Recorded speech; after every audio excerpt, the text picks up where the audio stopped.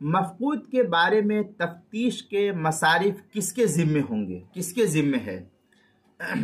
چنانچہ زوجہ مفقودہ کی طرف سے درخواست پر شرعی عدالت جو مفقود کے بارے میں تحقیق اور تفتیش کرائے گی، اس کے مصارف درخواست دہندہ یا اس کے گھر والوں کے ذمے ہوں گے۔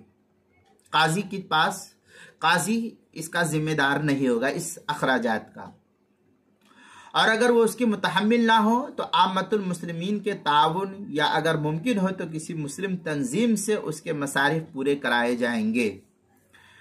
چنانچہ اس مسئلے کو مستفاد کیا ہے الحیلۃ الناجزہ کے صفحہ 91 سے۔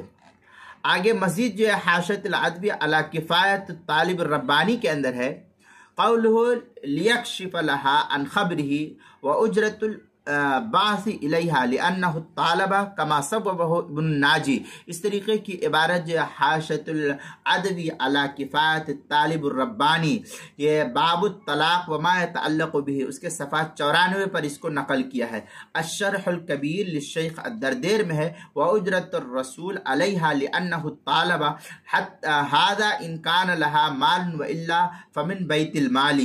یہ اس طریقے کی عبارت الشرح الکبیر للشیخ الدردیر باب اللعان وما يتعلق به فصل لذکر المفقود، جلد نمبر 2 صفحہ نمبر 479، جو دارالفکر بیروت کا چھپا ہوا نسخہ، اس کے اندر کتاب المسائل 5ویں جلد صفحہ 286 اور 287 پر بھی اس کو نقل کیا گیا ہے۔